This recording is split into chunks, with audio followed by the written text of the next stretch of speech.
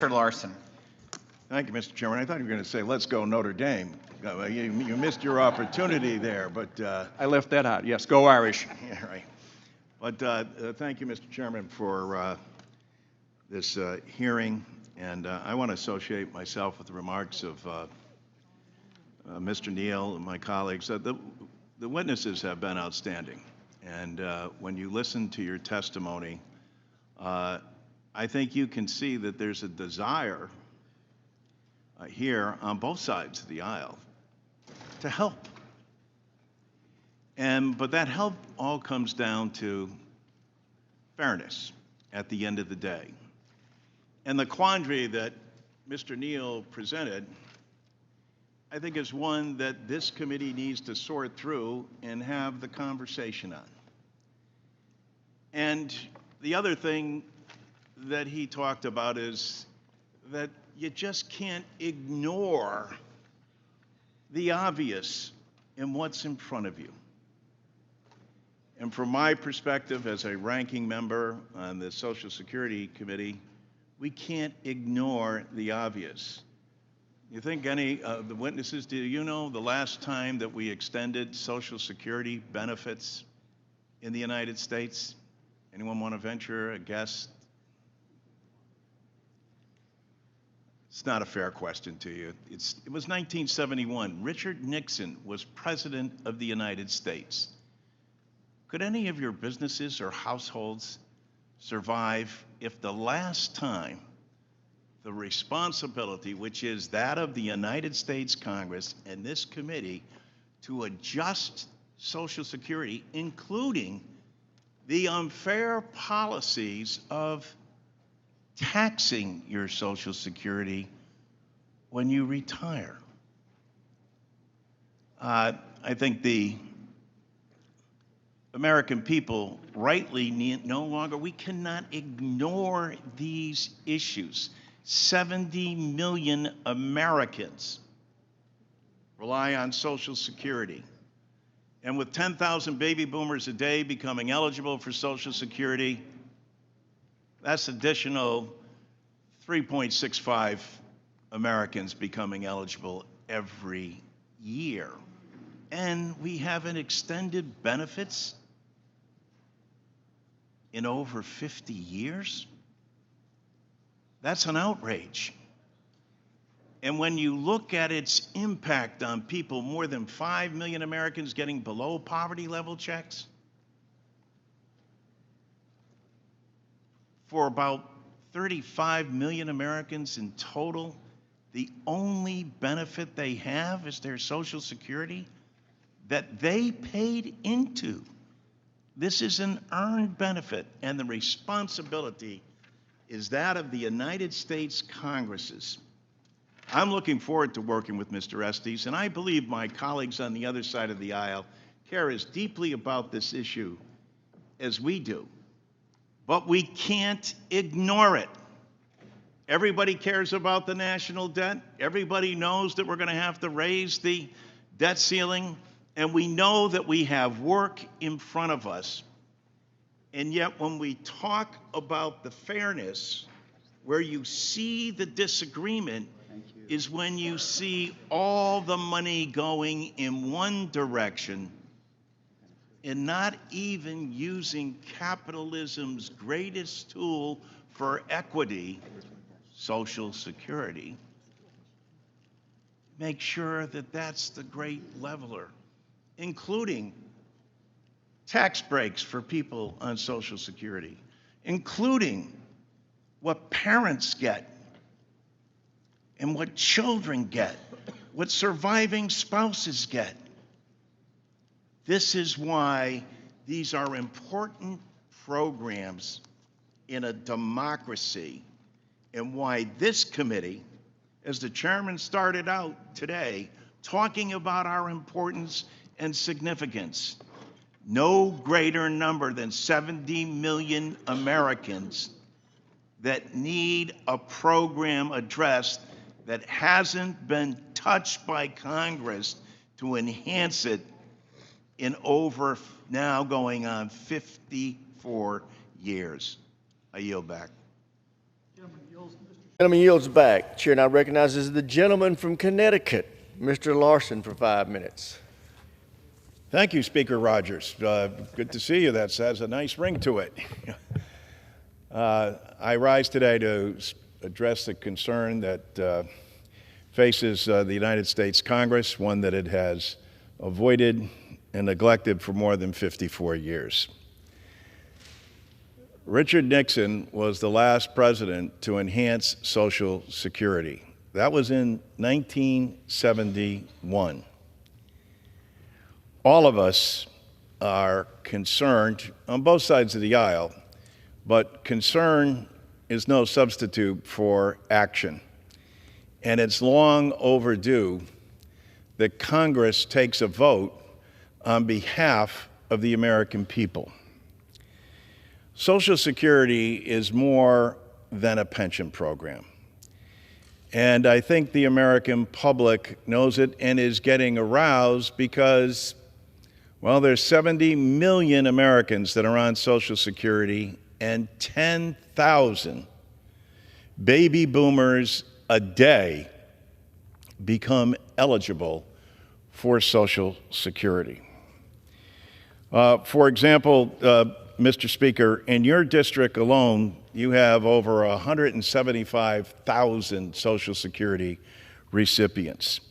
And it's broken down into those who receive pensions, those who get spousal benefits, those who get widow benefits, children, and of course, disabilities. More veterans rely on Social Security disability than they do on the VA.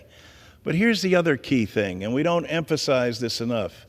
Social Security is the best economic development program that we have in the country.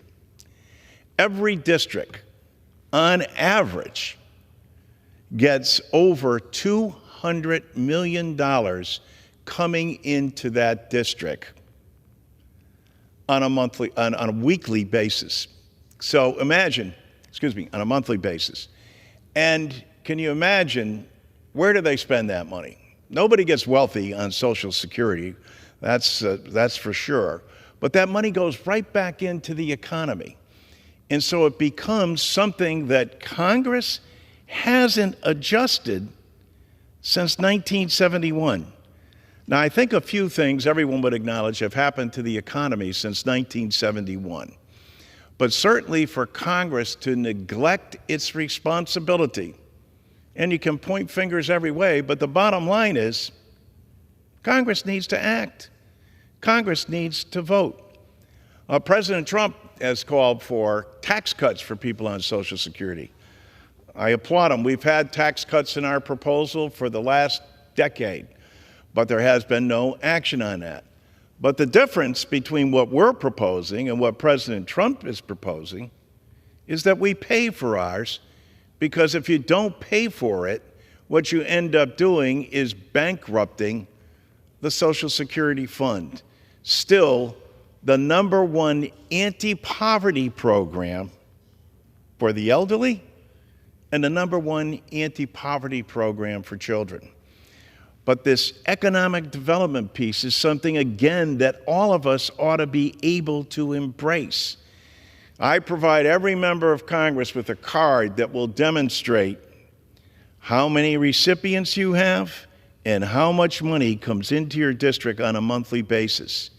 And for us meaning the United States Congress, it's the only body that can act. President can't do it through executive order. The Supreme Court isn't going to take it up.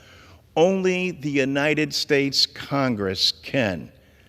Inaction means the fund will be cut. Unpaid action means the fund will be cut drastically. Imagine, Mr. Speaker, there's more than 5 million people that get a below poverty level check from Social Security, having paid in all their lives. That was not the guarantee that they signed up for.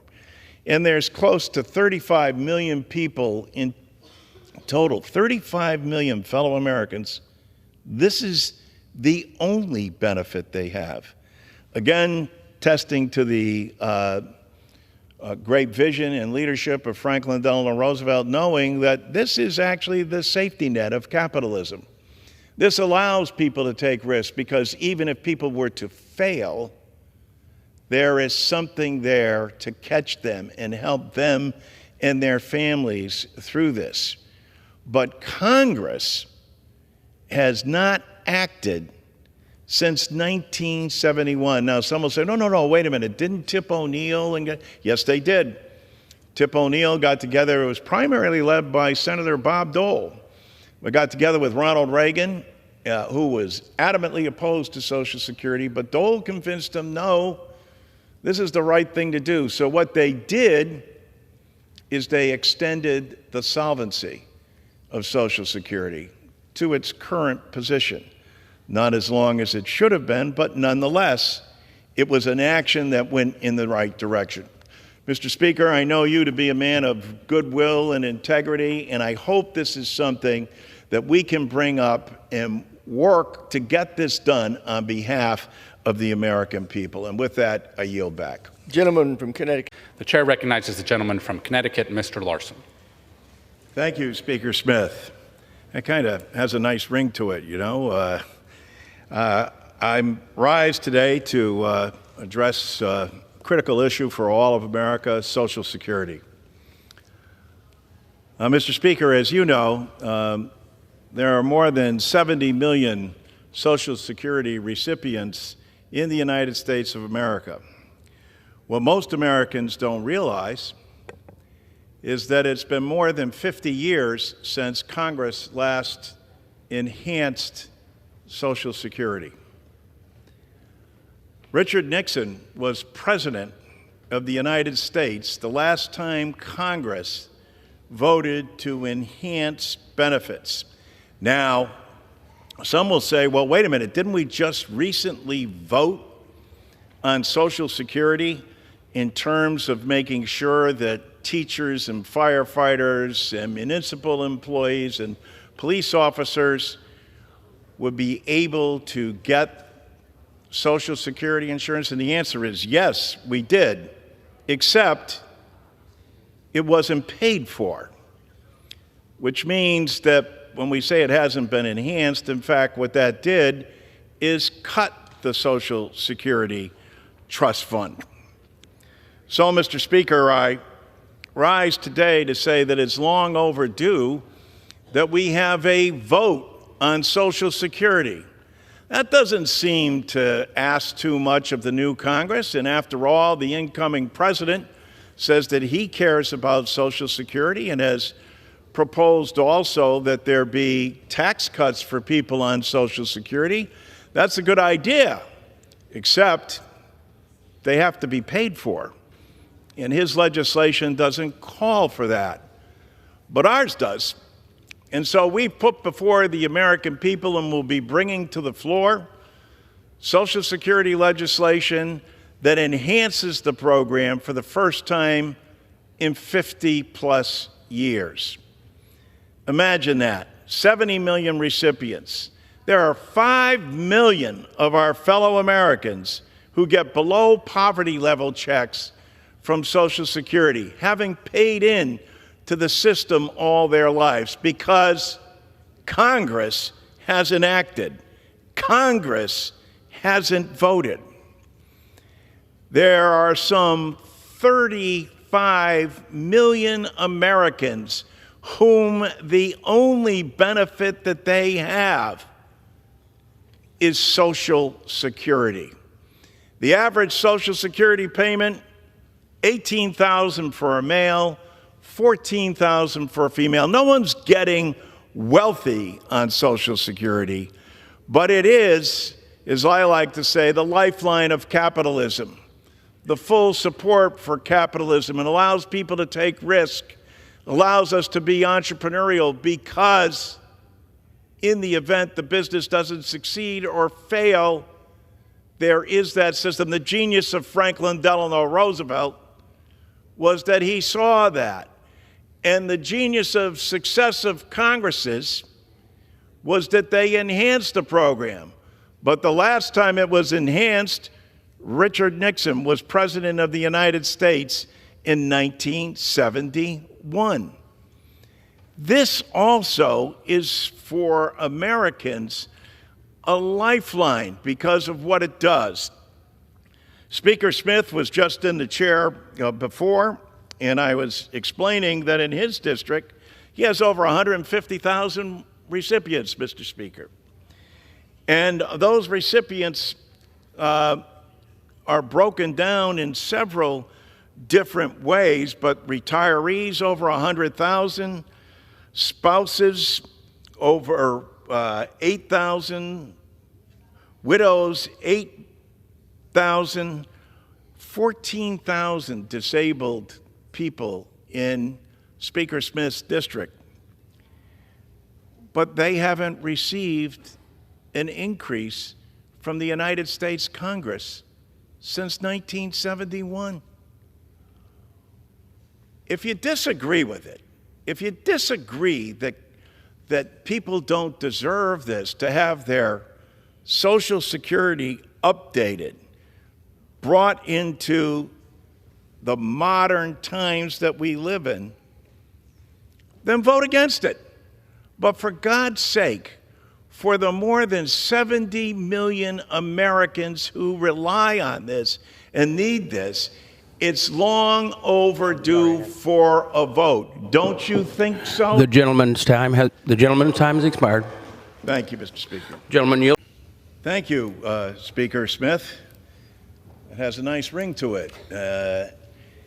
I rise today to address ongoing concerns about Social Security, especially just in this past week, since Mr. Musk has decided that he, in an unauthorized position, not approved by the Senate, with no accountability, is after everybody's data and information at SAA.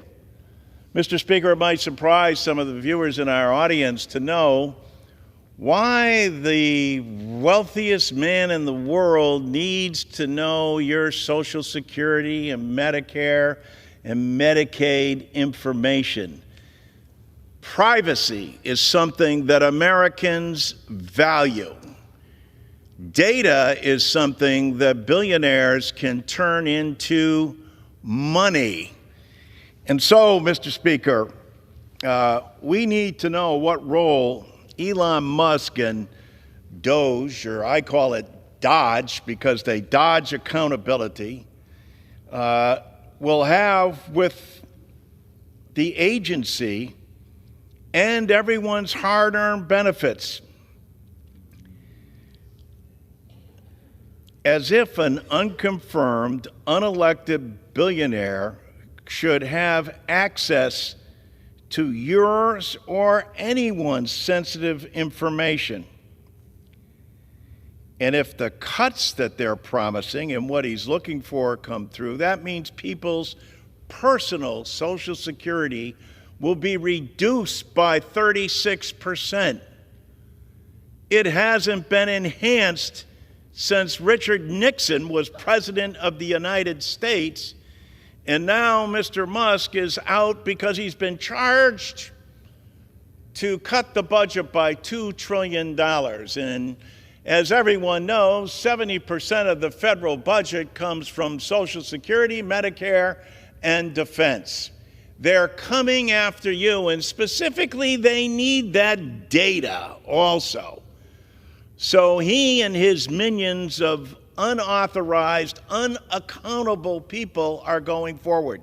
We have written to Acting Commissioner King, attorneys generals across the country, including my own from the state of Connecticut, Mr. Attorney General Tong, are putting forward attempts. And then we learned today or this morning that President Trump says that he's just going to ignore the courts because he believes that he's above the law, Mr. Speaker, that he's not accountable to anyone.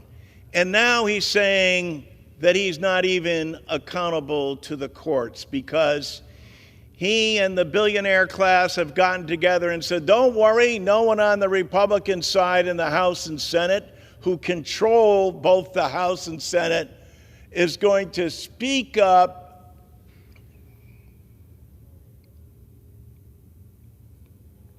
and challenge us.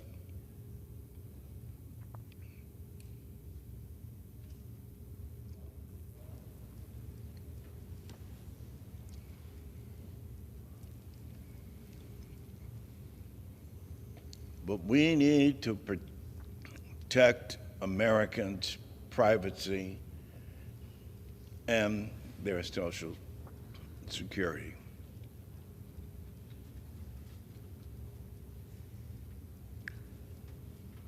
For 40% of all Americans, Social Security is the basis for their retirement and their retirement savings. And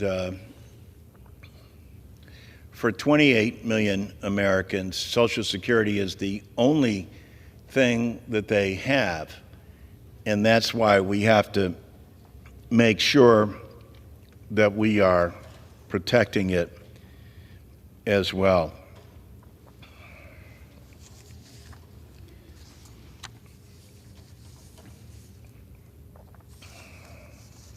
Thank you, Speaker Baggage. Mr. Speaker, I rise today to address the nation's #1 anti-poverty program for the elderly and the #1 anti-poverty program for children. That program is Social Security. Yet, Mr. Speaker, I think, as you know, imagine Congress has not addressed or enhanced Social Security in more than 54 years. Richard Nixon was President of the United States the last time that Congress enhanced Social Security. I'm sure it's of interest to some of our listeners here today that the #1 insurance program for the nation, who relies on their government to make sure that it passes on to them the savings that they have paid for. This is no entitlement. All one has to do is go to their pay stub where it says FICA, Federal Insurance Contribution. Whose? Yours. And yet your Congress hasn't acted on it, but we want to give that opportunity to everyone to act on it. What's especially alarming, Mr. Speaker, is now Mr. Musk, an unelected official who operates outside of government, who doesn't need to be approved by the Senate, who is neither a federal employee or a volunteer, but has the ear of the President of the United States and can get all the statistics and data that he wants, and currently is going after Social Security data. I commend the federal employees who have stood up to this illegal act and refused, in an effort to protect American citizens' valuable information and, most importantly, their privacy. Mr. Speaker, as you know, you have 115,000 Social Security recipients in your district. 86,000 are retirees. 10,000 are disabled workers who rely on this money. 5,486 widows, 2,600,000 spouses, 8,613 children. Your district gets on a monthly basis $197 million. And where do they spend that? Right back in your district. Nobody gets wealthy on Social Security. It's the safety net for capitalism. That's what Roosevelt intended it to be. It's long overdue that we have a vote in the United States Congress to enhance Social Security benefits for all Americans. 10,000 baby boomers a day become eligible for Social Security. More than 70 million people get Social Security. And now Mr. Musk and Mr. Trump are out to cut those benefits. Ask your constituents where those cuts are going to come from, Mr. Speaker.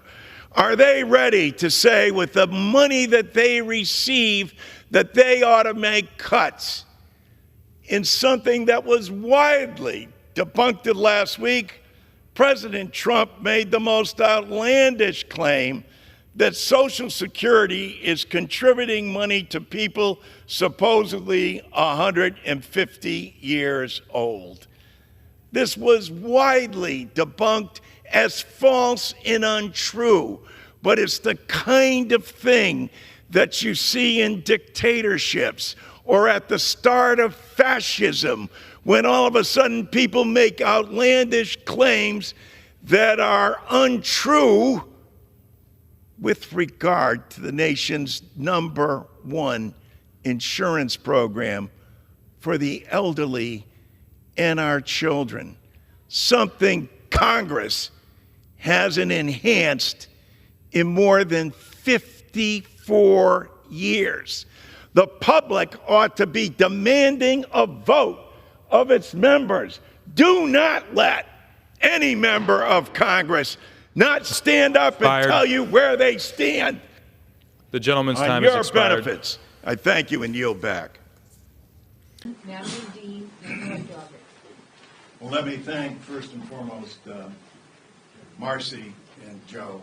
Joe, I know you have to go, but I want to thank you for your courage. You talk about profiles and courage. We thank you for standing up and doing the right thing. Couldn't have been said more eloquently than by my colleagues Steny Hoyer and Rosa DeLauro. But here's what it comes down to. Who do you stand with? In this day and age, and given that embarrassing vote that took place, where does America stand? We stand with the Ukrainian people. We stand with them because we know their cause is right and just, has been articulated by Marcy and Joe, and I know by all the rest of our colleagues here. We have to further demonstrate to the world that there is a co-equal branch of government that has a voice that will supersede that of the current occupant of the office of President of the United States. We stand with Ukraine and the Ukrainian people.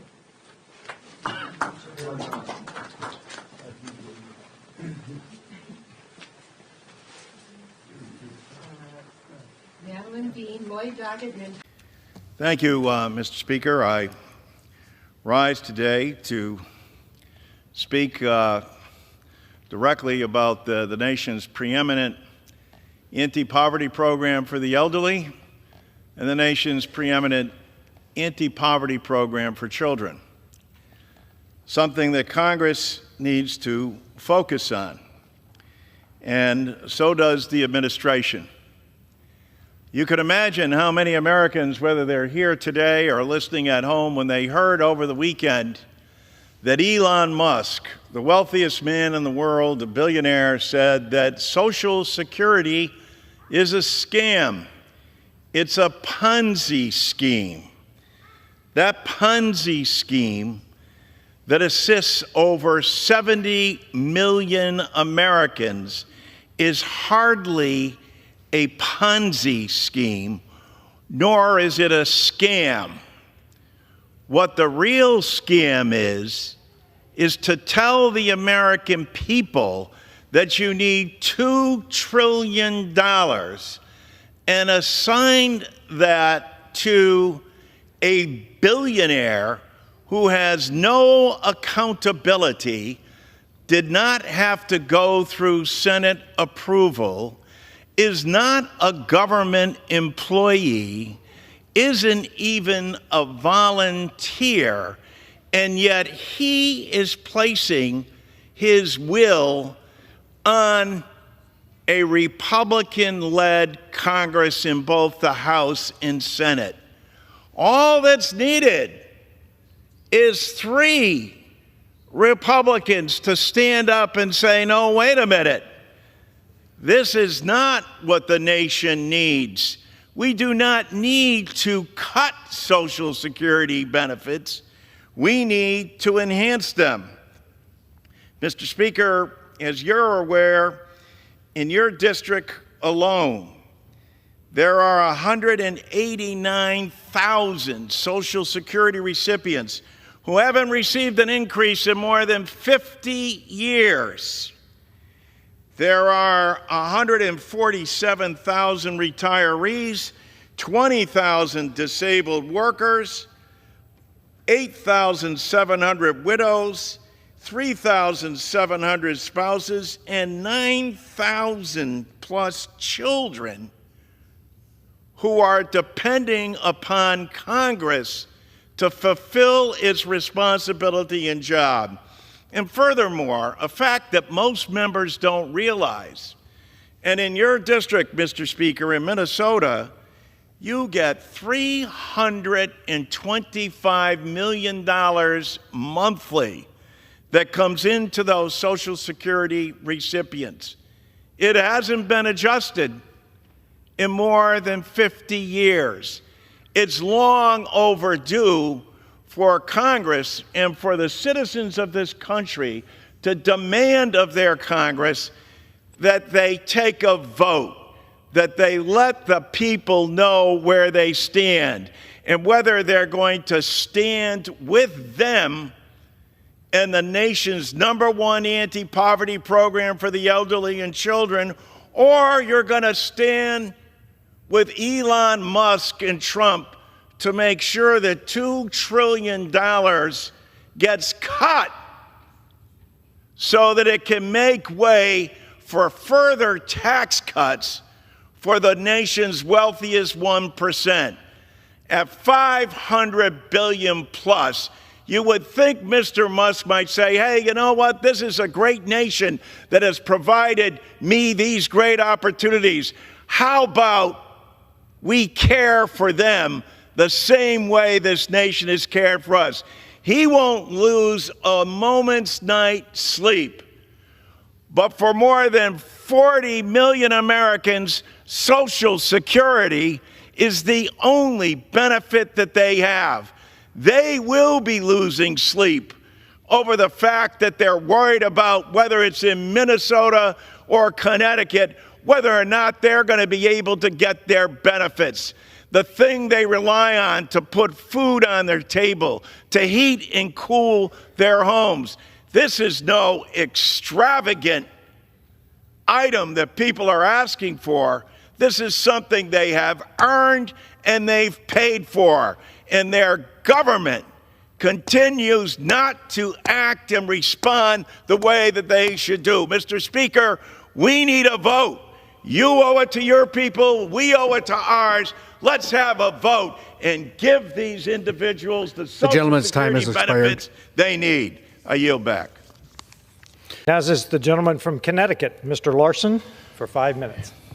Thank you, Mr. Speaker. Mr. Speaker, I rise today to speak and address the chamber about the nation's #1 anti-poverty program for the elderly and the nation's #1 anti-poverty program for children. I speak, of course, of Social Security. Social Security is currently under attack by the Trump administration. With just this weekend, Mr. Speaker, Mr. Trump calling Social Security a scam, and Mr. Musk calling Social Security a Ponzi scheme.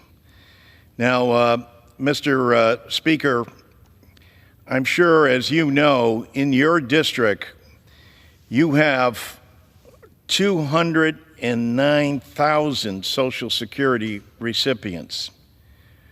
157,000 are retirees. 25,000 plus are disabled workers. 10,000 are widows. 3,678 are spouses, and over 12,000 children. I don't believe that you think that Social Security and the checks that they receive is a scam, or that Social Security is a Ponzi scheme. In fact, in your district, $377 million comes into your district monthly that goes to those individuals. And where do they spend that money?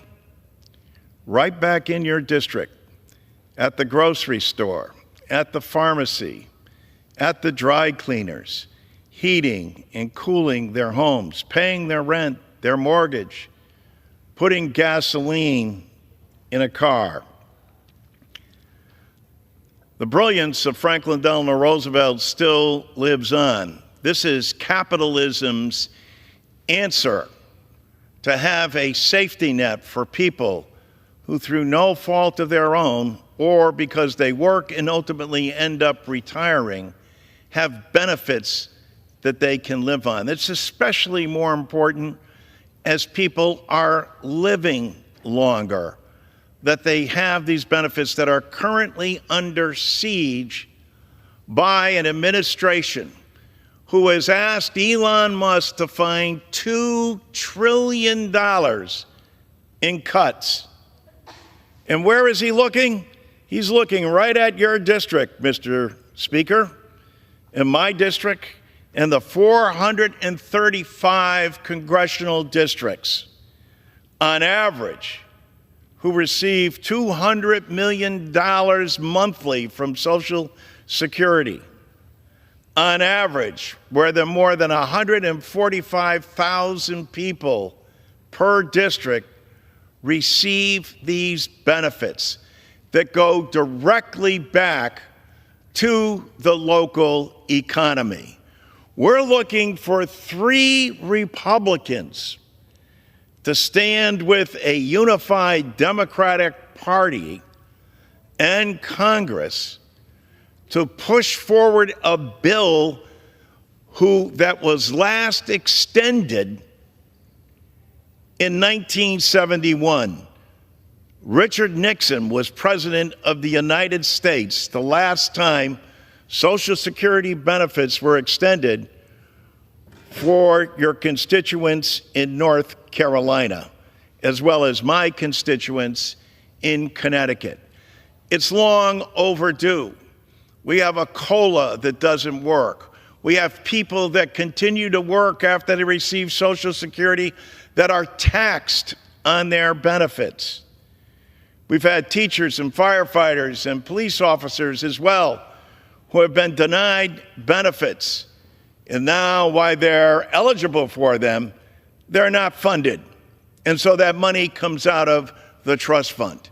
And President Trump has now proposed a tax cut for Social Security that's unpaid for, that is over a $900 billion hit to Social Security and all the constituents who receive it.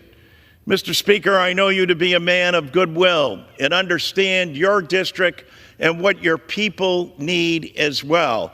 It's long overdue for the citizens of North Carolina and Connecticut to have their Social Security benefits enhanced, not cut. Pursuant to Clause 12A of Rule 1, the Chair declares the House in recess until noon today. Thank you, Mr. Chairman. This is indeed a sad morning. Very sad morning, when this committee, the oldest and most continuous in the Congress, neglects its responsibility and essentially holds this hearing today to block any further discussion. The men and women on this committee are good people. They're honest and caring people. And that's why I do not understand why you would relegate this committee to no longer being of significance and resort to saying you will do whatever Elon Musk and Donald Trump tell you to do. Where's the independence of the committee? Where's the legislature? We're an equal branch of government. And you start off with a blather, and yet when we look at the empty seats here, where's Elon Musk? I'm sure he's a genius and is a very credible person because of the wealth he's accumulated.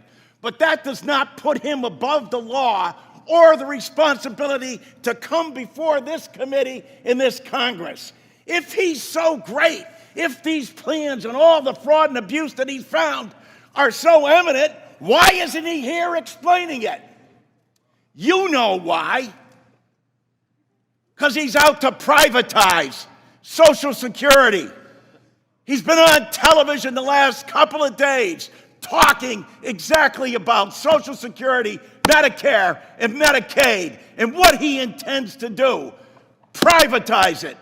The American people, some of them may have been born at night, but not last night. People are aware of this. Every single one of your districts, all the money that comes in monthly, and you have not done, you as a Congress, have not done anything in more than 54 years. And now you have someone coming in to privatize a system, something you have longed to do going back to 1982, because Elon Musk thinks that this is the best thing to do. President Trump has called Social Security a scam. Elon Musk, as Mr. Neal said, called it a Ponzi scheme. Ask that of the people in your district. Ask that, Mr. Smith, of the more than 198,000 people in your district who rely on Social Security, and you won't even let the person who's planning to privatize it, who's telling the big lie in front of everyone, in bold as he possibly can, saying, this is what we're going to do. The Congress is in our back pocket. We don't even have to come before them and testify because we control the House, we control the Senate, and we control the presidency.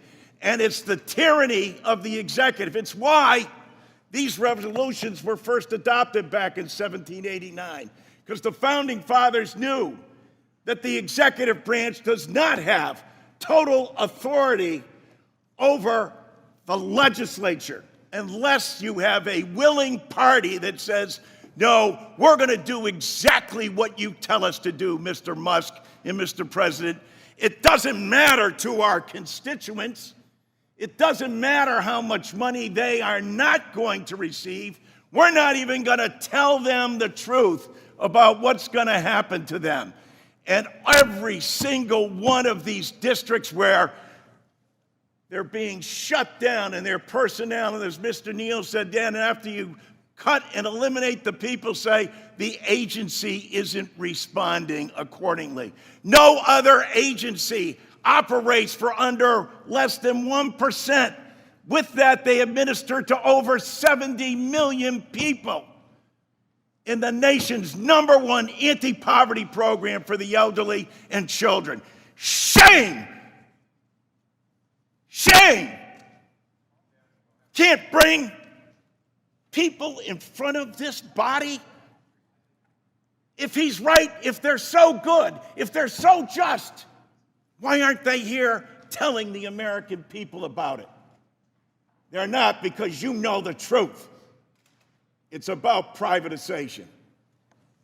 I yield back. No time to yield. Mr. Arrington. Mr. Larson is recognized. Thank you, Ms. Moore. And let me say, having both chaired the Social Security Subcommittee and now being the ranking member, I get upset because of what's happening to the American people. These are good and decent people on both sides of the aisle.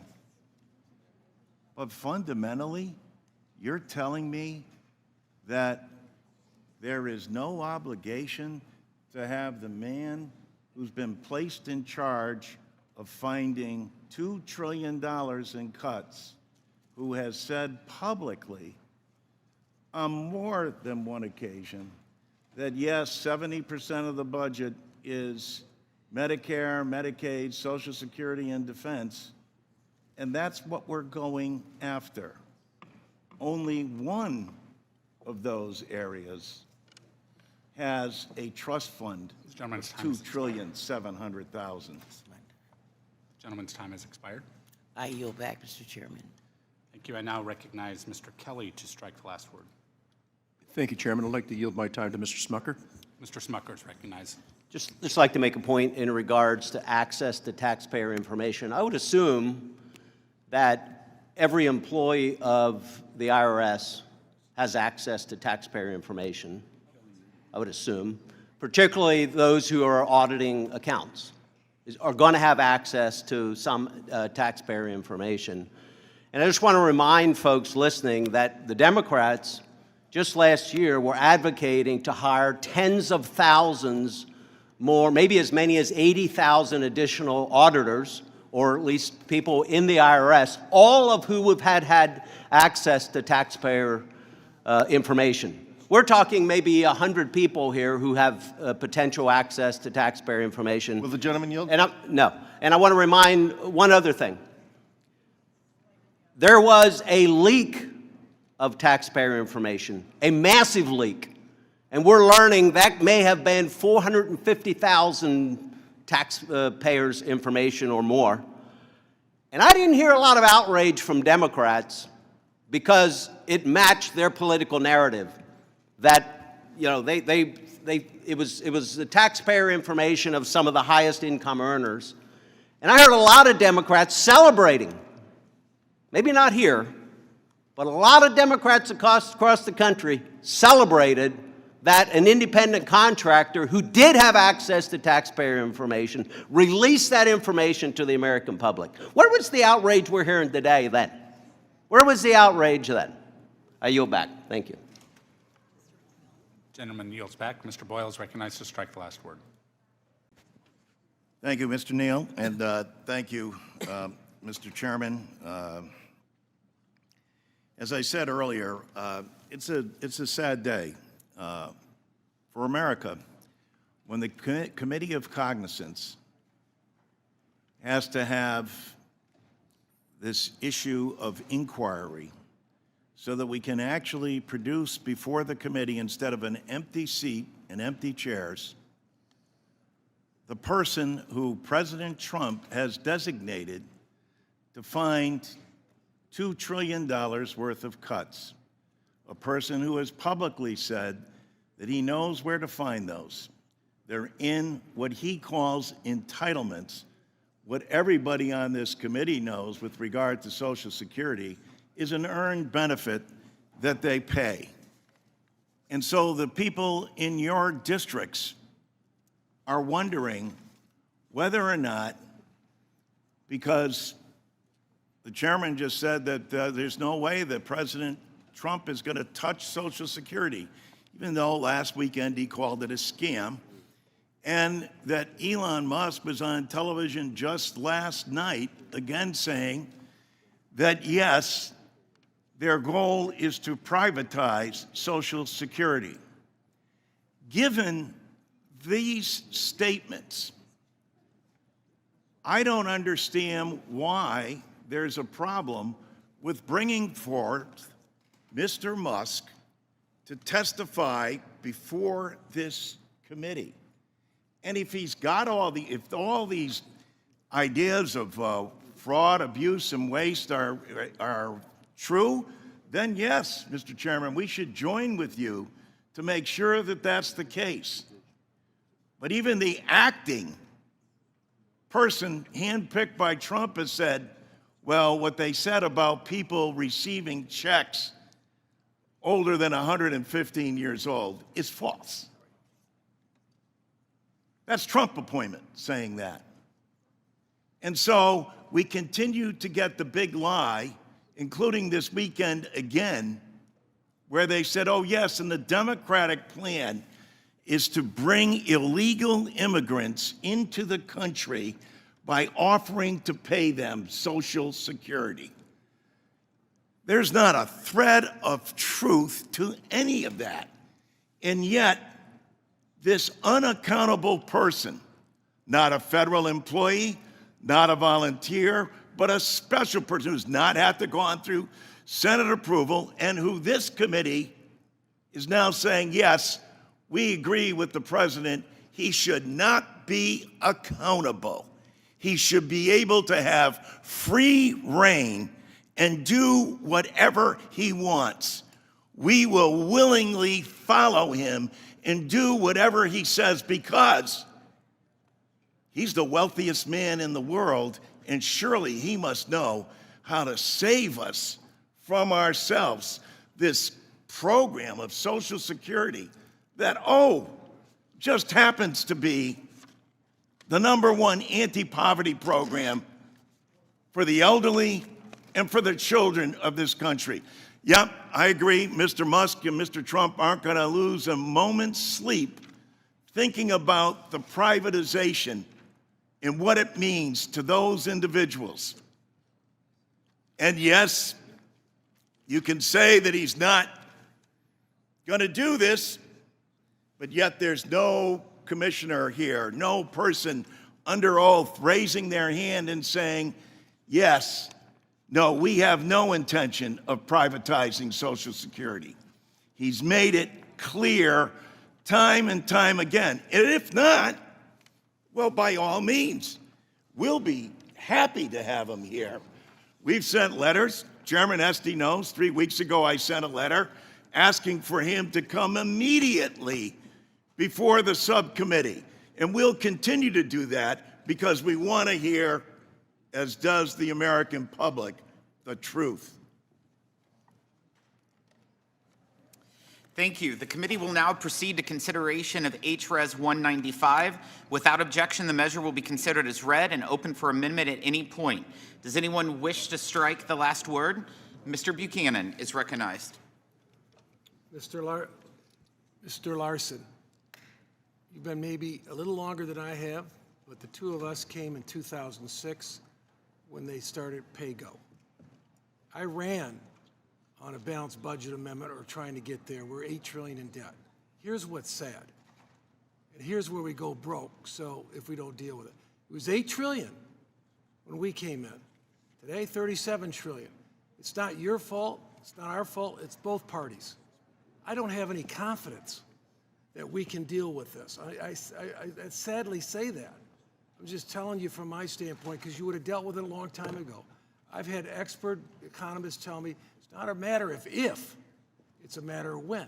So do we want to go down this false road where we haven't been able to perform on a bipartisan basis or get anything done? Or do we want to try to look at other options? And I feel like at least we got a shot. Because I can just tell you when you're paying $1 trillion in interest. Will the gentleman $1 trillion in interest, just give me a couple minutes.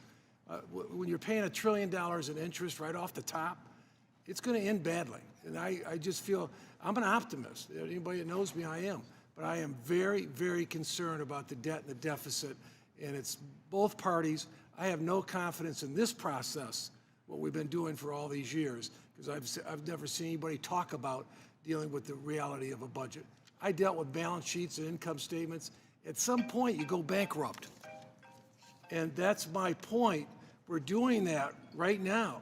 Regardless what happens here today, regardless what road going, if we don't make material changes, Social Security's at risk. I got the 5th oldest district in the country. Putting them all at risk. Medicare, Medicaid is at risk. Everything's at risk. We've got to fix this thing. We got to fix it together. Because I can just tell you, it's hard to imagine my 10th term here. I get sick of hearing it. Everybody talks a good game, but we don't do anything.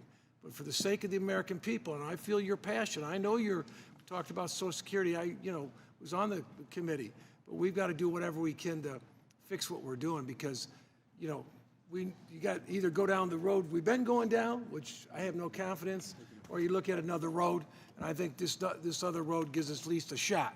We don't have a shot right now. This will give us a shot because we don't have the courage to come together. And I'll yield.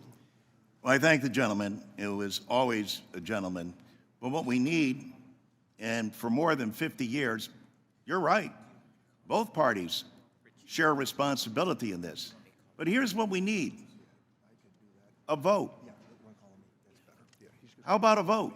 We have a plan. Where's yours? And how can you get to a compromise if there's a plan and no plan? How about a vote then? How about the American people get to see where you stand on the issue? And as has been articulated by several on the other side, we just simply don't believe that this program can last or make it.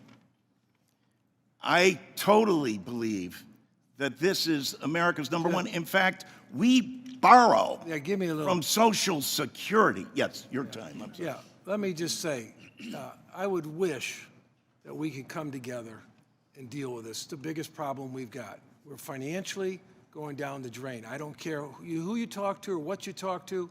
I hate to say that because it's the best country on the planet, but we've got to fix our financial house. We've got to fix it together because if we don't, we're going to end up in a very, very bad situation. Someone says when that might be, who knows, but it's coming. It's coming quickly. You can't pay $1 trillion off the top without impacting everybody. And Social Security, that's not the employees, it's their money, plus all the employers matched them half. So they, this is their money, it's at risk. There's no trust fund for it. They took all the monies out in the 60s in terms of Social Security. So they're counting on the viability of America. That's not true. Okay, well, that's kind of what I understood. But Well, that's not true at all. In fact, the federal government borrows from Social I'm Security. going to yield back, so yeah, I'll reclaim my time. Thank you. Yield back. Mr. Neal. Thanks, Chairman. I move to strike the last word. So I heard the gentleman's argument, and I think it's very sincere. But what's missing is, in the next few weeks, we will be asked to add $4 trillion to the debt because of tax cuts. That's the great irony or inconsistency of this argument. So let me give you a name here. Bill Clinton balanced the budget 4 times, and then tax cuts in 2001 and 2003. We're being asked for big tax cuts again here in the next few weeks, but under the guise that we're going to balance the budget with more tax cuts? The numbers don't work. And incidentally, for the record, Social Security right now is running a surplus of $2.7 trillion. That's a fact. And I call attention to that because happy to have the discussion about balancing the budget. Some of us actually participated, cast some really tough votes for spending cuts and tax increases twice. Bush Sr., Clinton twice, cuts and tax increases to balance the budget, and it worked. The answer from the other side is if we just have more tax cuts, just add more to the debt, somehow the debt shrinks? I mean, the consistency of the argument here is that more tax cuts will balance the budget. And then we'll camouflage it by borrowing $4 trillion that we will be asked to take up here as we lift the debt ceiling once again. I'm all in for a sincere conversation of how to get there. If the other side is sincere about it, let's engage the conversation. Thank you, Mr. Chairman. Mr. Doggett. Thank you, Mr. Chairman. All America. For 5 minutes to strike the last word. Thank you, Mr. Chairman. I yield my time to Mr. Larson. I thank the gentlelady from Washington. And I would, Mr. Chairman, like to submit for the record, in fact, it just came out that under the title of Democracy Dies in Darkness, Social Security facing pressure from DOGE weighs big cuts to phone service. You question why we want to have Elon Musk in front of us. And here, the very group that he's leading is pressuring people to do away with the phone service. As Mr. Panetta just mentioned, his constituents are responding, as are all of our constituents. Pursuant to the unanimous Because- consent request, that's so ordered.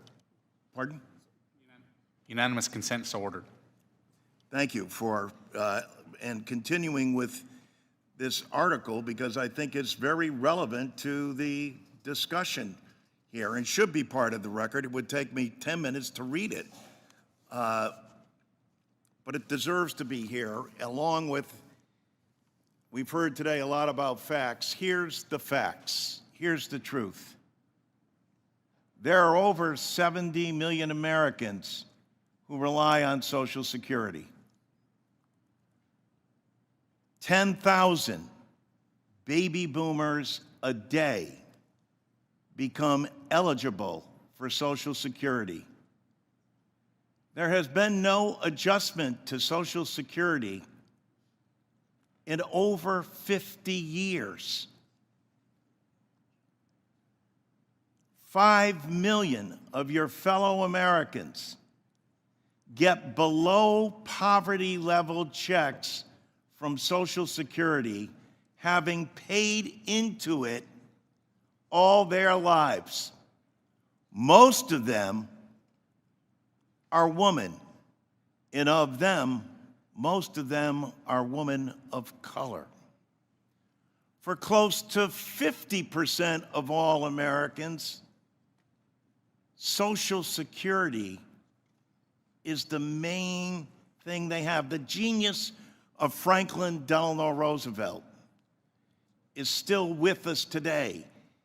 It is the safety net for capitalism that you guys should be joining with us to make sure that we preserve and extend and provide that opportunity where you have an environment where you can take risk, knowing that there's a safety net there for the very people who work hard and play by the rules every day to make that investment. I yield my remaining of my time to Mr. Neal. Thank you, Mr. Larson. So my friend, Mr. Bean, pointed out a couple of things that I think are really important. So let's take a look at the record. In 1981, President Reagan presided over a substantial tax cut. In 1982, President Reagan looked at the tax cut and said, no, no, no, it's too much, we have to revisit it, which he did. In 1990, President Bush Sr., after having made a pledge at a Republican National Convention, based on what he thought were the facts at the time, came back and looked at the facts in 1990 and changed his mind. In 1993, Bill Clinton, he decided that there had to be cuts and revenue increases. In 1997, again, it took place. I would also point out that the Republican leader at the time, Bob Michael, a distinguished member of Congress and a really nice guy, by the way, he went along with it. What President Bush wanted to do, and then subsequently what came to be the balanced budgets, took place 4 times. I don't understand for the life of me how we can say that we're about to add, over the objections of this side, $4 trillion to the national debt through tax cuts and say that's going to give us a balanced budget. The logic escapes all of us. So let's take Reagan, Bush, and Clinton twice and use those models for getting to what we all would like, and that's a more balanced budget picture. Now recognize Mr. Arrington for 5 minutes to strike the last word. I thank the chairman. Every dime that is wasted in the Social Security Administration and administrating the benefits to our beloved seniors, and quite frankly, any government program, is a dime that doesn't go to the intended beneficiary, to people that depend on these programs. And in the case of Social Security, every dime that we're not vigilant, every dime of waste that we're not vigilant about rooting out shortens the solvency of the Social Security Trust Fund, which now has a fuse of 8 years before every senior, every retiree that depends on that safety net will take an automatic 20% cut. And that's indisputable. We all agree with that. So unless and until both sides come together to actually fix the broken Social Security system so it's there and sustainable for generations, we ought to do the first order of business, and that is reducing and eliminating wasteful spending and inefficiencies in the program. I don't think there's a senior in America that would not support that. And look, if this were about just merely having a plan, we just want to know, this is just an innocent request for a little more information and transparency, then there wouldn't be this rhetoric about they're decimating the program, they're gutting the program, they're utterly destroying the program. I don't believe you right now. I don't believe that it is this sincere attempt to just understand what the plan is, because the rhetoric isn't consistent with that. It's rhetoric that is scaring our seniors. In fact, I think it's predatory. And it is not productive to the end of having us work together. And we both know, both sides know this, because I know my friend Mr. Larson has a plan. But when the Democrats had full control from top to bottom of this town, they didn't put that plan on the floor. They didn't advance it. Now, you were willing to do it. I appreciate your leadership. I don't like your plan, but you had the courage to put it forward. We all should accept the reality, political reality, that it's going to take both sides to do it, just like with Reagan and Tip O'Neill. Let me finish my point, if I may. This is not going to help us get there. This is why this place is broken, and this is why it's nearly impossible for both sides to come together, because the baseball bat, the political baseball bat, is taken out so easily and quickly to beat the other side when they're trying to do the right thing. The president said he's not going to touch the benefits, he's going to protect it. But in every program and in every way, it's being poorly managed, and dollars are misspent and misappropriated, and there's waste, and the taxpayers and the beneficiaries are being defrauded. He's going to be vigilant. His colleagues, like Elon Musk and others who've been tasked with this, will be diligent, and so will we. That is, I think, an expectation of the American people. I just called the Social Security Administration, and this was the response I got. First of all, I couldn't get to a human being. They said it's going to take a couple of hours, and I don't know any senior that wouldn't give up on that first fact. Secondly, for the disability benefits, it says we'll get back to you in 200 days. Fill out a bunch of forms, wait for 2 hours, we'll get back to you in 200 days. There's got to be a better way to run the railroad. And seniors have suffered, and it's not, the answer isn't always throw more money at it, throw more people at it. I know that's the response for those who believe in, in the government we trust. Well, it's not working. Seniors aren't getting a good response.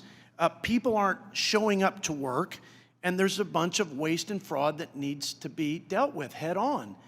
So I don't believe this scare tactic is going to work. It will whip our seniors into a state of anxiety and distress, and that is so unfortunate and so sad. I'm out of time, and I yield back, and I'm sure I'll hear from my friend, Mr. Larson. Thank you, Mr. Speaker. I rise today to address the body with regard to Social Security and the lack of congressional action. It might interest people in the audience, Mr. Speaker, to know that it's been over 50 years since Congress has enhanced Social Security on behalf of its recipients. That's why we've introduced legislation specifically to address this issue. Yet, Mr. Speaker, at the same time, we see that Mr. Musk has been charged by the President of the United States to cut $2 trillion from the budget. And Mr. Musk has made no bones about the fact that he plans to privatize Social Security, Medicare, amongst others. Social Security, Medicare, and defense, as a number of people in the audience know, makes up more than 70% of the budget. He's been instructed to find $2 trillion. Coincidentally, that's just about how much Trump's tax cut for the wealthiest 1% is, $2 trillion. Where will it come from, Mr. Speaker? Obviously, he has his designs on Social Security, the only one of those entities, defense, Medicare, and Medicaid, that has a trust fund of $2.7 trillion, all of hard-working people's money. It might surprise you, Mr. Speaker, to know that in your district you have over 183,000 Social Security recipients, over 13,000 who are disabled, 7,000 plus children, 8,000 widows, 4,000 spouses. But here's the critical thing, that Republicans should wake up in this time of inflation. Your district, and every district on average, by the way, receives more than $200 million monthly for its Social Security recipients. Your district, Mr. Speaker, receives $354 million. That hasn't been changed since 1971. People in America should be outraged by the fact that Congress has not fulfilled its responsibility to act on behalf of its citizens. Social Security is the #1 insurance program in the country, serving over 70 million people. 10,000 baby boomers a day become eligible for Social Security, and Congress continues to ignore them and ignore their needs. Shamefully, more than 5 million of our fellow Americans get below poverty level checks from the wealthiest nation in the world and the most successful insurance program because of congressional inaction. Most of those 5 million are women. And among those, most of them are women of color. People have been taxed on their Social Security when they continue to work after retirement, and that is false as well. We've had a proposal, Mr. Chairman, to correct all of that, to change it, and oh, by the way, pay for it. And how do we do that, Mr. Chairman? Very simple. We lift the cap on people who pay nothing or very little or are through paying the first day and second day of January. Lifting the cap on people, as President Biden proposed, over 400,000, will provide us the benefits and the solvency that Social Security needs.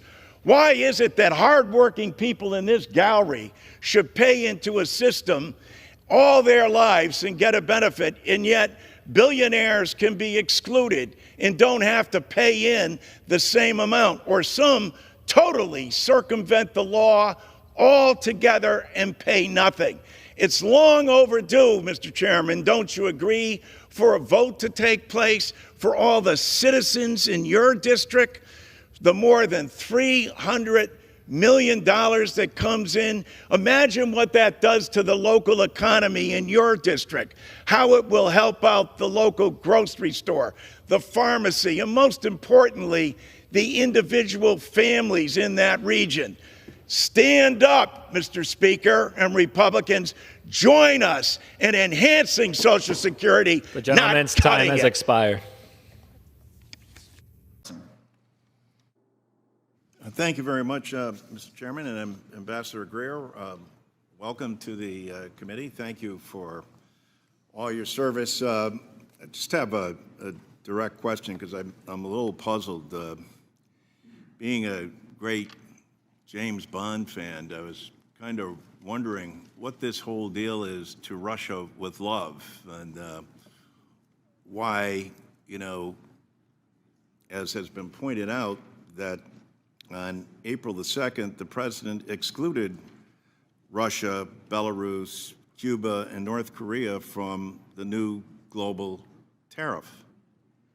The Treasury sector said Russia wasn't on the list because they already imposed sanctions to prevent most U.S.-Russia trade, making higher tariffs unnecessary.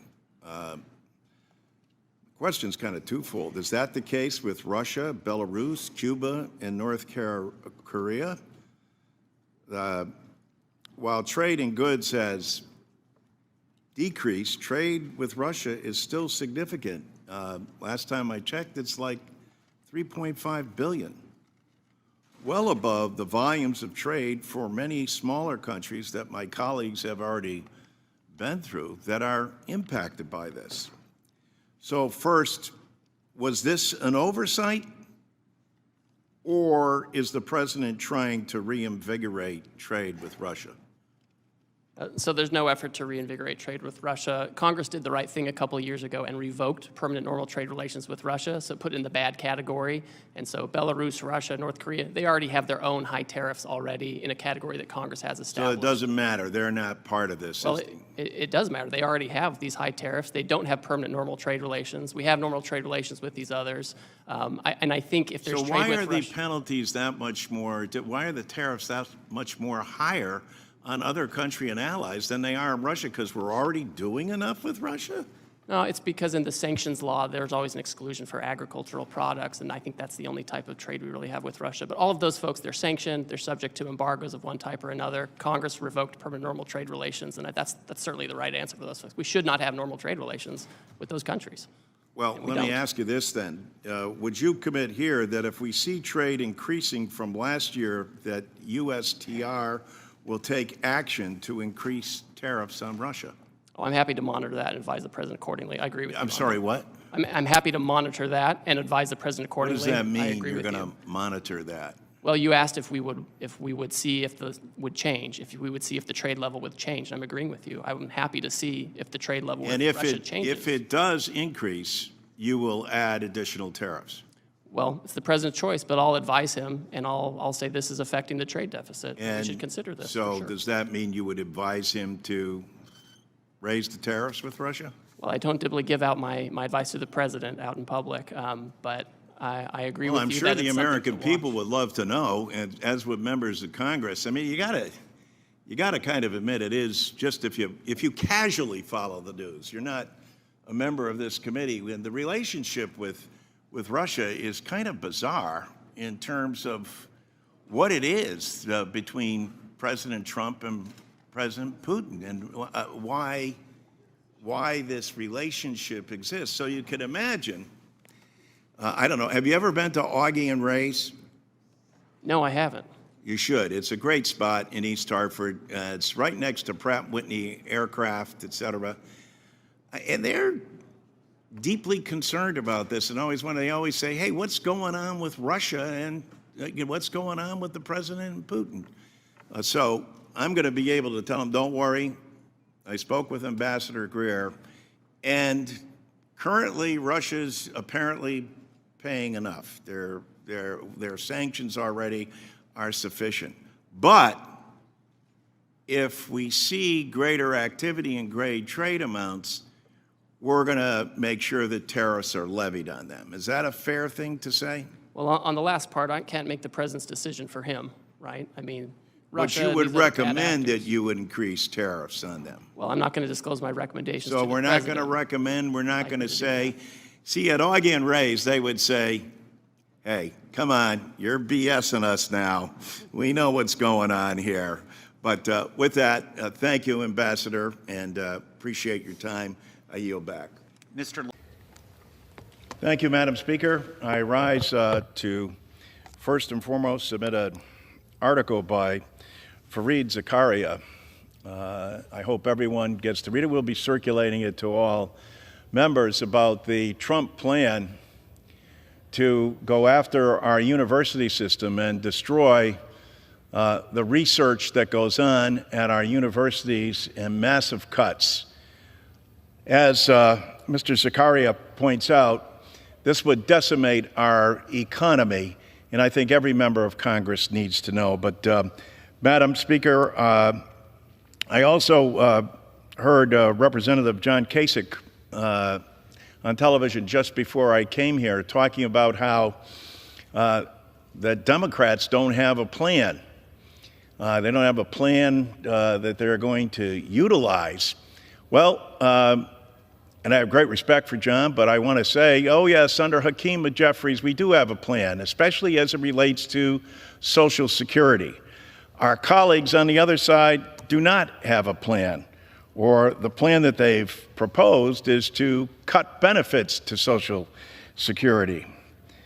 Madam Speaker, it may, I don't know if you realize how many Social Security recipients you have in your district, but there's over 170,000 of them, including 134,000 retirees, including 18,000 disabled workers, 8,000 widows, 3,000 spouses, 9,000 children.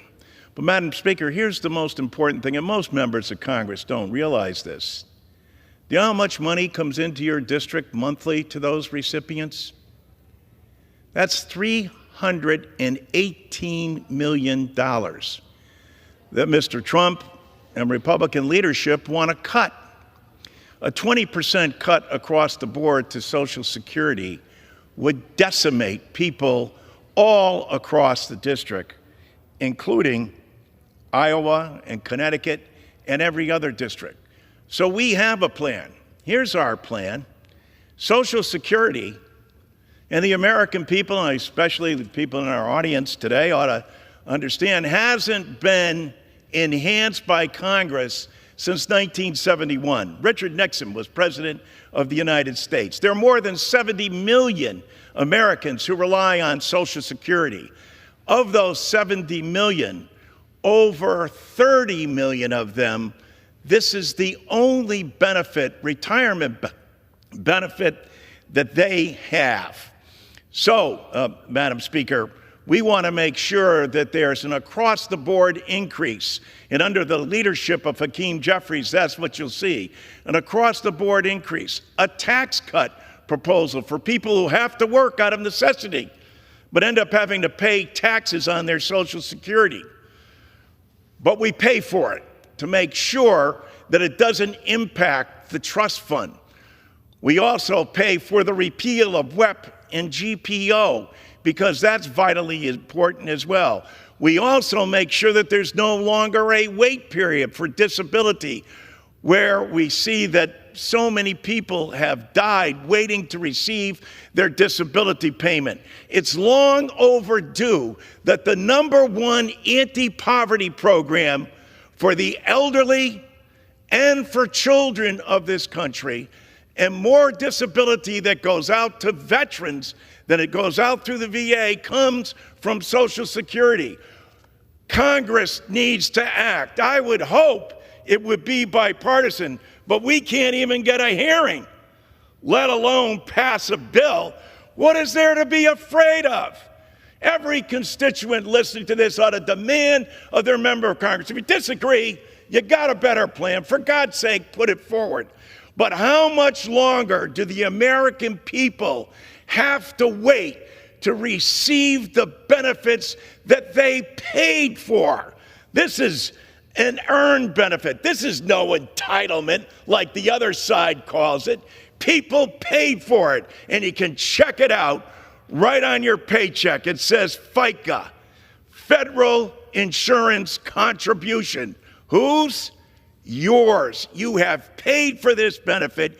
Your government, your Congress has let you down. They have not addressed this since 1971. It's long overdue that we not only address this, but enhance this so that Americans get what they richly deserve, especially those in Iowa. Does the gentleman yield? The gentleman yields. I recognize the gentleman from Connecticut, Mr. Larson, for 5 minutes. Thank you, Mr. Speaker. I rise today to address the nation's #1 anti-poverty program for the elderly and the nation's #1 anti-poverty program for children. Mr. Speaker, as you know, I'm talking about Social Security.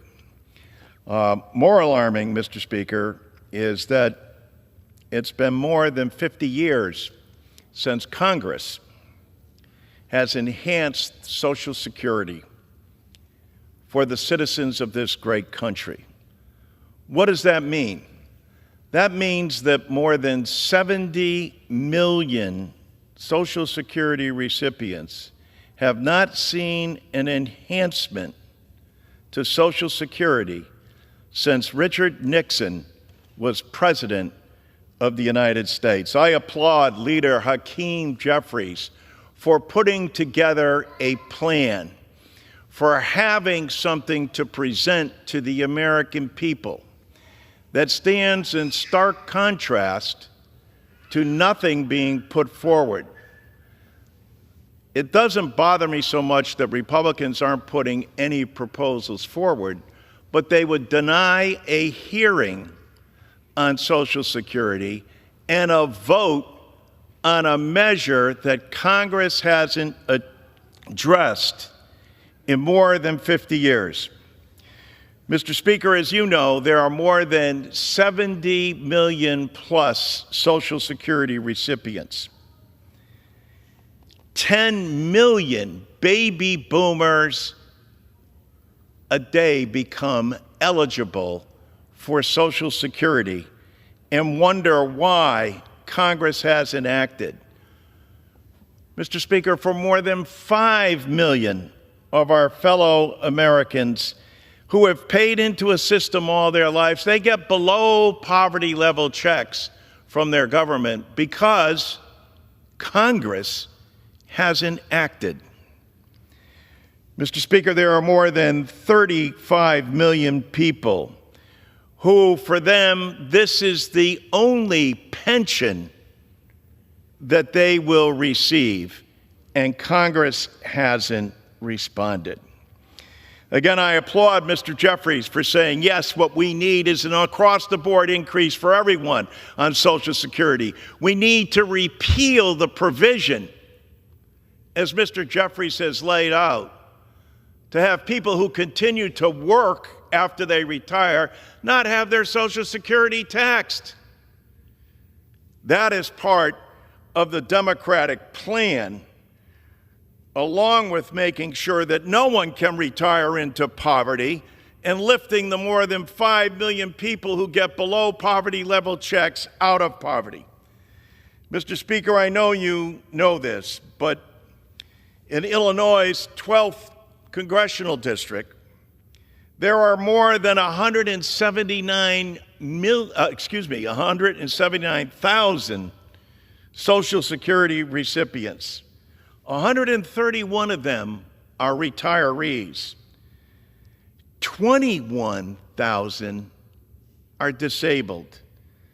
9,000 plus widows, 4,000 plus spouses, 12,000 children who haven't seen an increase in more than 50 years. It is long overdue for Congress to take action. I plead with you, Mr. Speaker, to join us and to encourage Republican leadership minimally to have a hearing on this. And if you got a better plan, by all means, put it forward. But at least let the plan that Hakeem Jeffries has put forward have a vote. If you disagree with it, that's fine. It's America. It's a democracy. Vote against it.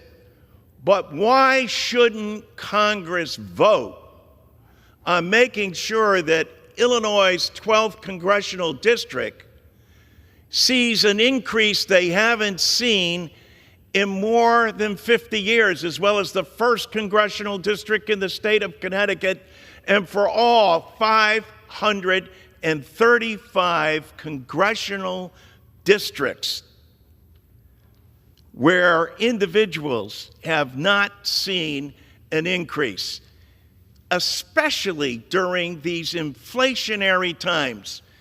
And for a party that used to pride itself on entrepreneurialism and capitalism, imagine this is the safety net for capitalism and entrepreneurialism. Where's the money spent in Illinois' 12th congressional district? Right back in the local economy to the stores, the pharmacies, etc.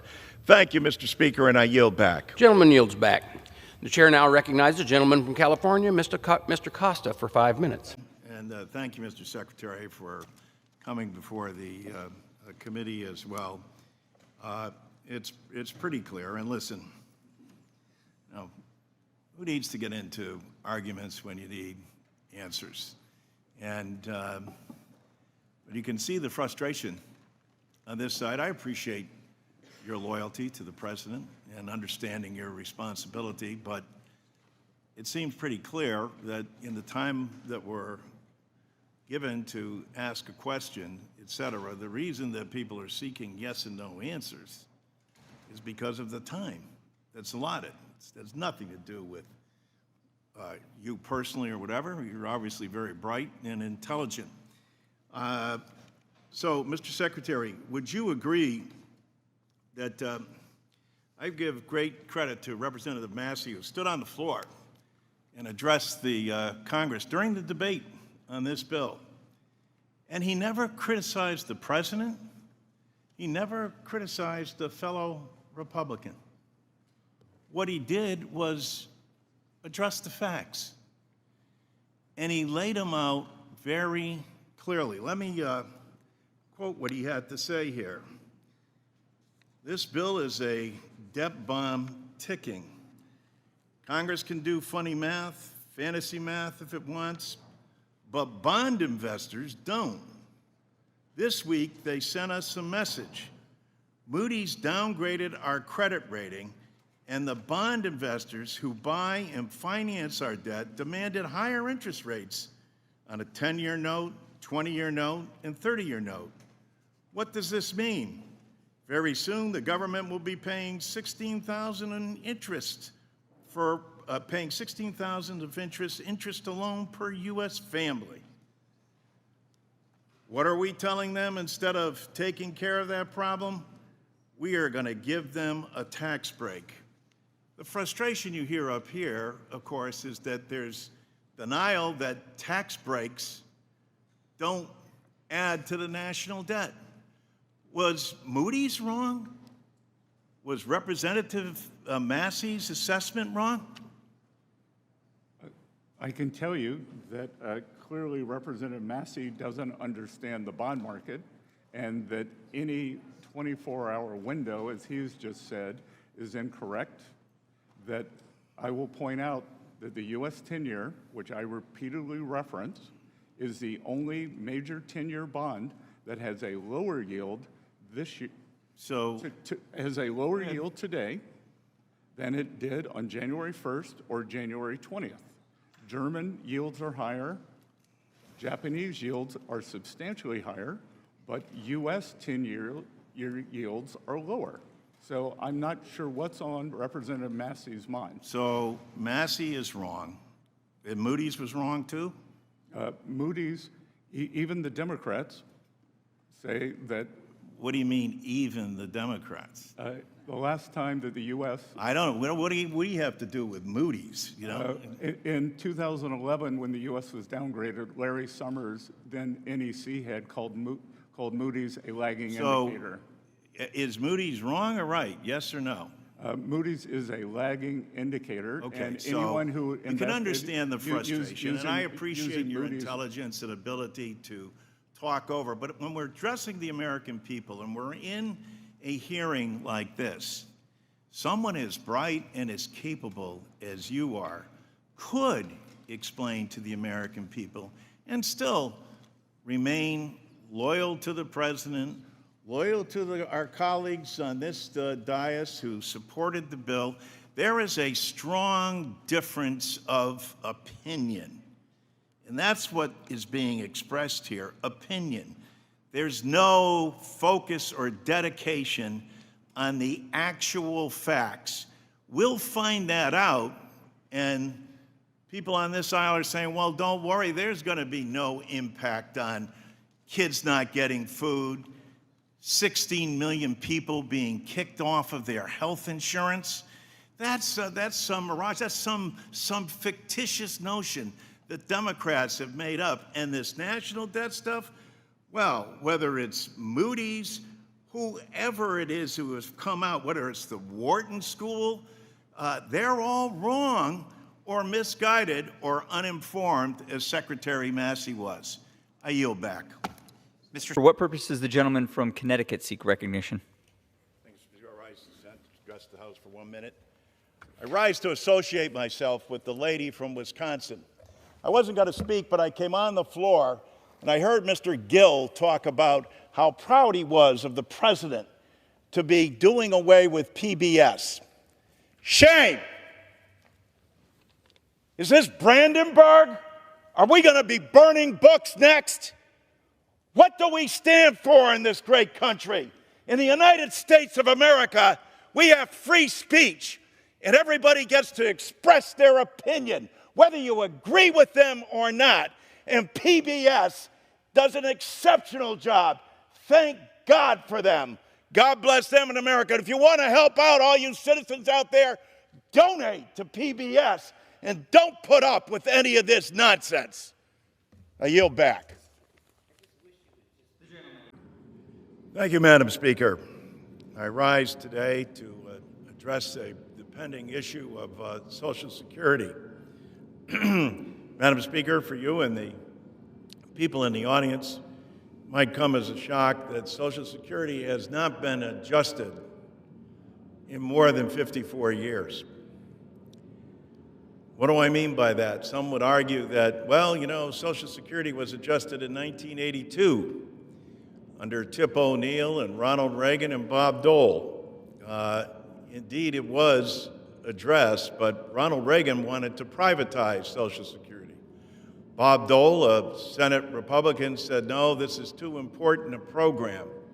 So they agreed that what they do was keep the program intact under the assistance of Tip O'Neill, but they raised the age. Sounds like a reasonable compromise until you realize that for every year you raise the age, that's a 7% cut in benefits. And so, in essence, back in 1982, there was a 14% cut in benefits. Today, we have a comprehensive proposal with regard to Social Security to help everybody across the board, including a 2% overall increase in Social Security, again, something that hasn't been done since Richard Nixon was President of the United States. We also want to make sure that no one receives a below poverty level check from Social Security. Currently, more than 5 million of our fellow Americans, most, Madam Speaker, you'll find interesting, are women.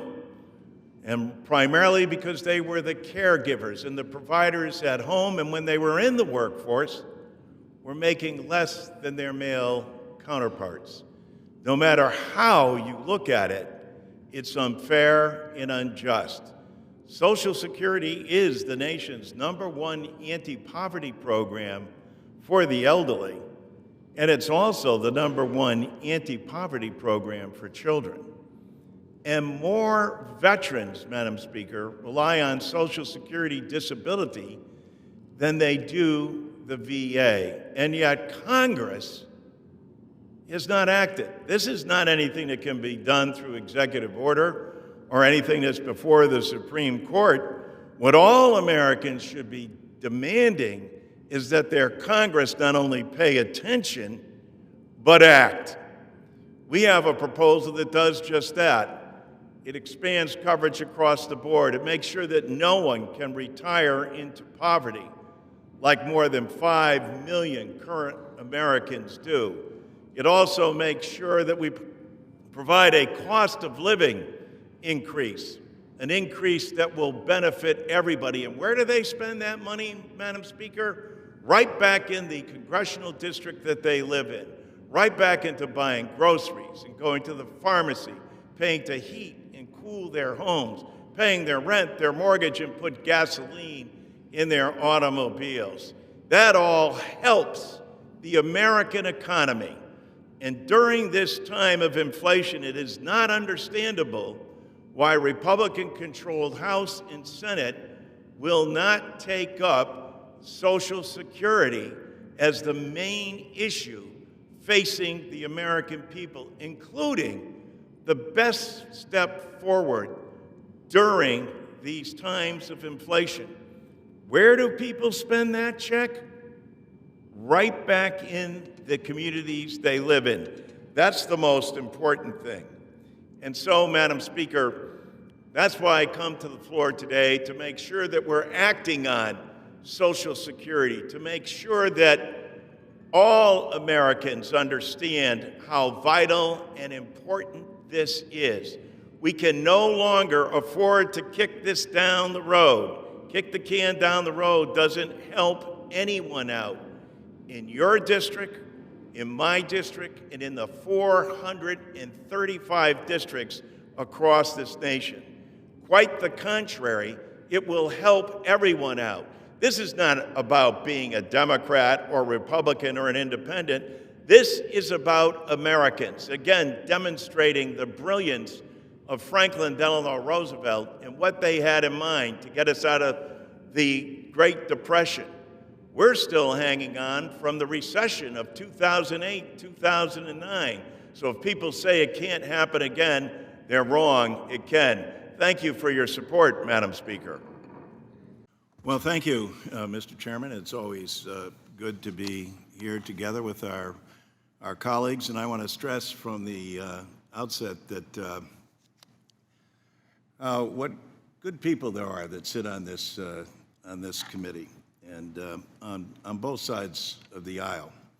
But, Mr. Chairman, I'd be less than honest if I didn't say that I was thoroughly frustrated that we're having a hearing whose intentions look as though they're admirable, but we're having a hearing on Social Security disability at a time when we haven't enhanced Social Security since 1971, and Richard Nixon was President of the United States. That is an abomination to the #1 program that prevents seniors from going into poverty, that prevents children from going into poverty. And Congress hasn't acted since 1971 to enhance the program. I know you're going to say, well, wait a minute, didn't Tip O'Neill and Ronald Reagan wanted to privatize it, like I think the attempts that are going on as we speak today. And there's no other way for me to describe what's transpiring when you have an administration, the current administration, says they want to protect and help Social Security, and they're doing so by laying off 7,000 employees, not improving any of the phone service, where people with 10,000 baby boomers a day becoming eligible for Social Security, and then worst of all, allowing DOGE to look at people's personal records. There's nobody on this committee that believes that that's the right thing to do. That these 24-year-olds who have never been vetted, have no accountability, get to go in and look at individuals' information. Mr. Chairman, we demand a hearing with the whistleblower, We demand a hearing with DOGE. If they're so great and have found all this fraud and abuse and waste, why aren't they here sharing it with us so that we can go over it and work with you to eliminate? Who's in favor of fraud and abuse? But if that's not the case, then what is the motive behind them taking people's personal data and information and now supposedly storing it in a cloud? Basically, it's now in an unsecure location. Does anyone on this committee knows where it is? The Social Security Administration doesn't even know where they've taken the documents that they've rummaged through and go over on a daily basis. It's an abomination, and everybody on this committee knows it. And I don't understand for the life of me why we don't have a full committee hearing with DOGE present. We tried before with Elon Musk, but apparently there are people in this country that believe they're above the law and don't have to come before the Congress of the United States and testify. If they're doing such great deeds out there, if they're finding all of this fraud and abuse, why aren't they here before the committee in testifying? All these witnesses are exceptional. They're good people too as well. But guess what? They're not here to talk about what's actually happening in Social Security, what's actually going on before everyone's eyes. You imagine the largest insurance program in the nation, more than 70 million people, and it operates with administrative costs below 1%. Name another federal agency that does that. Show me any insurance company, and I come from an insurance capital of the world, where they are able to administer their programs far less than 70 million plus people, between 16 and 26%. Mr. Chairman, you're a decent man. I know you care about Social Security, as does everybody on this committee. It is beyond my belief as to why we can't have a public hearing, and most importantly, why we don't demand, why you individually, all of us, are not outraged by the fact that DOGE is not in front of this committee explaining what they've done with people's personal and individual information that they have access to, and now it's in an unsecure place, and SAA does not have oversight of it anymore. I recognize the ranking member, Mr. Larson, for his questions. Well, thank you, Mr. Chairman, again. And Mr. Chairman, I want to ask you if you will commit to bringing DOGE before us to hold a hearing on the whistleblower report. We're working at, my understanding as legal counsel is looking at the whistleblowers. Obviously, there's sensitivity around that. I do think there'll be some more information that comes out over that. We want to make sure that, one, we protect the confidentiality of the whistleblower, and we'll figure out how to move forward with that, working with the whistleblower and their representatives on what to do moving forward. So is that a yes? Well, I don't know if we'll have a hearing, but certainly we want to proceed. Obviously, it's very important on whistleblowers to make sure that not only do we make sure the programs work right, but also make sure that we protect their confidentiality and their preferences as well. Well, I know how fervent everybody was on the other side of the aisle to make sure that Hunter Biden, the whistleblower there, was brought in, and be nice to see that when you have something at stake, and this is all the information on Hunter, when we have something like everyone's Social Security records at stake here, I think it's mandatory that this Congress and the American people know exactly what's happened. Mrs. Broniger, would you agree with that? Yes, I think it is an important topic, and I think people would like to know more. Let me ask the other panelists, do you agree that the whistleblower should, in these charges, let me start with an easy question. Do you have any idea, Mr. Tyree, where that information is, SSA, that DOGE spirited away? I do not, Mr. Larson, and based on my lived experience, I'd like to know where it is as well, but I'm not going to speak for others. Sure. Thank you. Mrs. Walsh? No, I do not know where it is. Mr. Sanderson? Dr. Hoffman? No, it's, and again, I understand. I get the point that you probably can't possibly know, but here it is.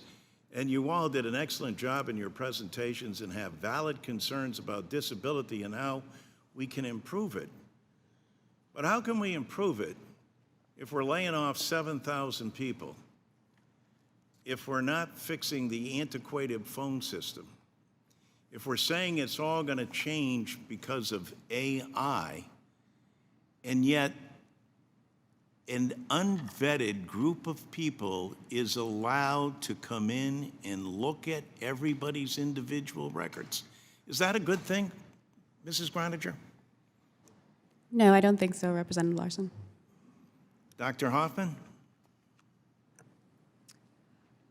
I will note that from a contractor point of view, we have to go through extensive vetting to be able to access data. But no one from DOGE did. Mr. Sanderson? Yeah, in general, I think it's very important to maintain people's privacy and their confidential information. I think that's always the case in any setting. Mrs. Walsh? I agree. You have to be vetted, and there is a process for being cleared to be able to see information. Thank you.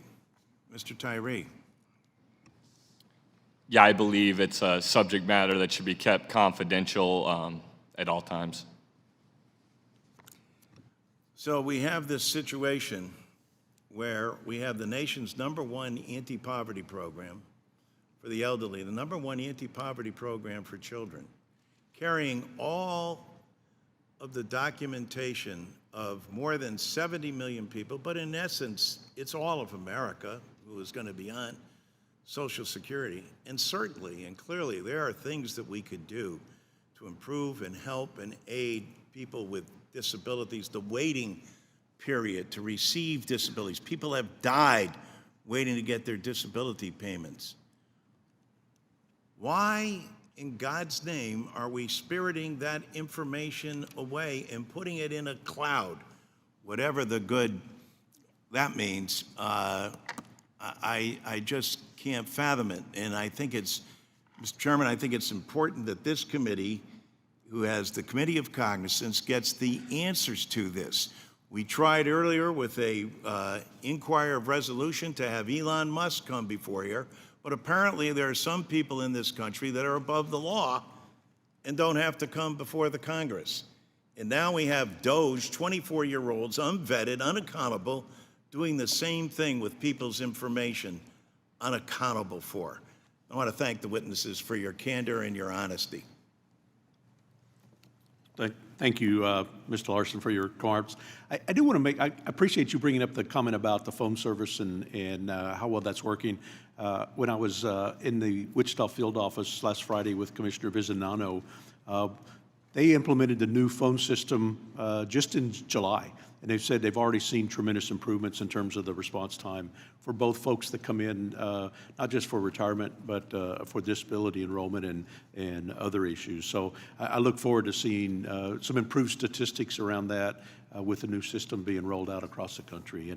Thank you, Mr. Speaker. Mr. Speaker, I rise this morning to discuss something that should alarm every American citizen. Mr. Speaker, as you know, DOGE, or so-called DOGE employees, has been rummaging through people's individual Social Security records. For the general public's awareness, DOGE is so-called the Department of Governmental Efficiency, initially led by Elon Musk, until there was a breakup of the bromance between he and President Trump. But DOGE still persists. And Mr. Speaker, as you know, and it's got to be as much a concern to you as it is to me, having more than 127,000 Social Security recipients in your district that their information that's private and secure is being rummaged through by 20-somethings who have no accountability, have never been vetted, and who will not come before Congress.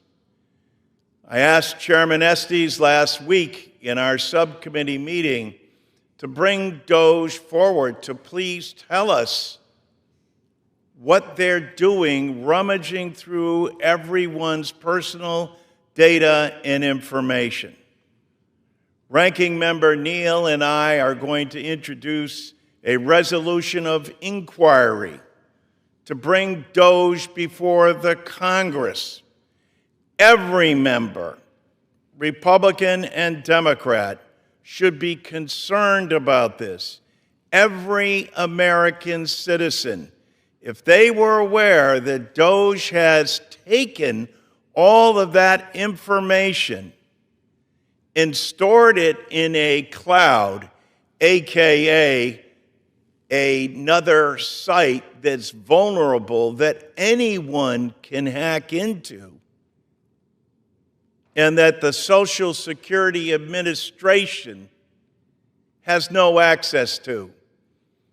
No one is allowed to look at that data who hasn't been vetted, as was testified before the Ways and Means Committee last week. So how is it that DOGE employees are exempt?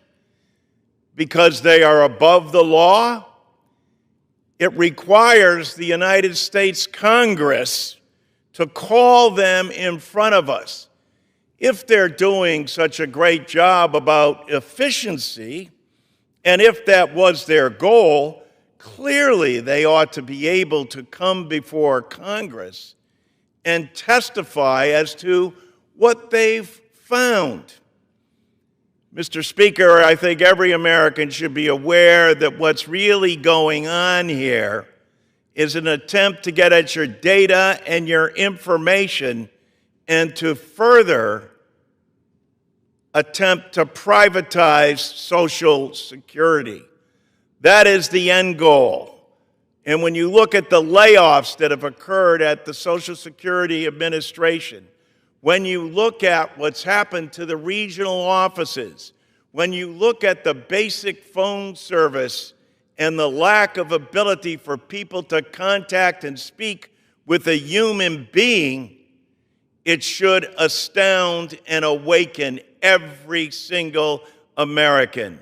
I hope that all Americans who may be listening to this, I hope that our people in the audience take to heart what's happening with their personal data and information. Why should anyone, let alone unvetted, unaccountable DOGE people, go through your personal records? Why do they need that information? What does that have to do with government efficiency? And why did they steal them and put them in an unsecure cloud that anyone could hack from the outside? This is an abomination, and it needs to be corrected. And it can very easily, by the legislation that we've introduced, calling to make sure that DOGE comes before Congress. Stand up, Republicans. Call them to come before us. The gentleman's time has expired.